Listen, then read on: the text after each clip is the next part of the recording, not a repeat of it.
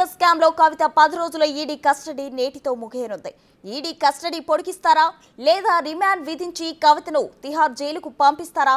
ఏం జరగబోతోందనే ఉత్కంఠ కొనసాగుతోంది. 10 రోజుల విచారణలో ఈడీ అధికారులు కవిత నుంచి కీలక సమాచారం రాబట్టినట్లు తెలుస్తోంది. అటు చివరి 3 రోజుల సమాచారాన్ని నివేదిక రూపంలో ఈడీ అధికారులు కోర్టుకు సమర్పించనున్నారు.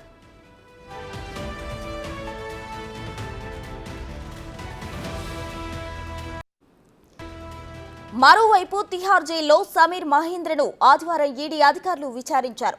ఆయన ఇచ్చిన సమాచారం ఆధారంగానే కవిత కేజ్రీవాల్ ఈడీ విచారించినట్లు సమాచారం. ఇప్పటికే మొదటి 7 రోజులు కవిత సహకరించలేదని ఈడీ అధికారులు ఇప్పటికే రౌస్ అవెన్యూ న్యాయమూర్తికి వివరించారు. చివరి 3 రోజుల్లో ఈడీకి సహకరించిందా, వారు అడిగిన ప్రశ్నలకు సమాధానం చెప్పిందా అనేది ఇవాళ కోర్టులో హాజరుపరిచాక తేలనుంది.